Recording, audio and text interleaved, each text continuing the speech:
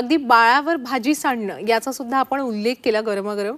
आणि त्याचबरोबर जी बाळं अशा प्रकारे जन्माला आलेली असतात, म्हणजे त्यांना 5 पेक्षा 6 बोटं असतील त्यांच्या हाताला, किंवा त्यांचे ओठ पूर्णपणे चिकटलेले असतील, अशा वेळी पालकांना फार चिंता वाटते की मोठेपणी माझ्या बाळाला काही समाजात त्रास व्हायला नको.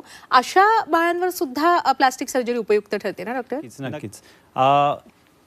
मेन म्हणजे जे कंजेनायटल डिफॉर्मिटी आम्ही ज्याला म्हणतो, त्याच्यामध्ये क्लेफ्ट लिप म्हणजे दुभंगलेले ओठ आणि क्लेफ्ट पॅलेट म्हणजे दुभंगलेला टाळू, हे खूप इम्पॉर्टंट गोष्ट आहे. कारण हे भरपूरदा खेड्यापाड्यामध्ये मूल जन्माला येतं जिथे अपुरी माहिती असते, तर हे बाळ तसंच मोठं होतं, तसंच न्यूनगंडात जगतं, किंवा त्याला फंक्शनली बोलता देखील येत नाही, खाण्यापिण्याला प्रॉब्लेम येतो.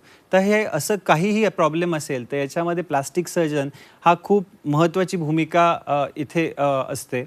याच्यामध्ये आपण 3 ते 6 महिन्याला दुभंगलेल्या ओठांची सर्जरी करतो आणि 9 महिने ते 1 वर्षाच्या अराउंड दुभंगलेल्या टाळूंची सर्जरी करतो.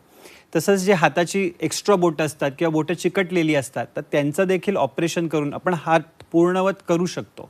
यामुळे काय होतं की जसं बाळ मोठं होतं तसं त्याला जो कॉन्फिडन्स आहे रोजचं काम करण्याचा वगैरे, पूर्ण जगात वावरण्याचा, हा परत मिळू शकतो. तर प्लास्टिक सर्जरी हे जसं मी तुम्हाला म्हटलं एक फंक्शनल सायन्स आहे, तसंच ते एक रिस्टोरिंग सायन्स देखील आहे, ज्याच्यामध्ये तुम्ही एक फॉर्म आणि फंक्शन तर रिस्टोर करतातच, पण कॉन्फिडन्स देखील रिस्टोर करतात त्या पेशंट.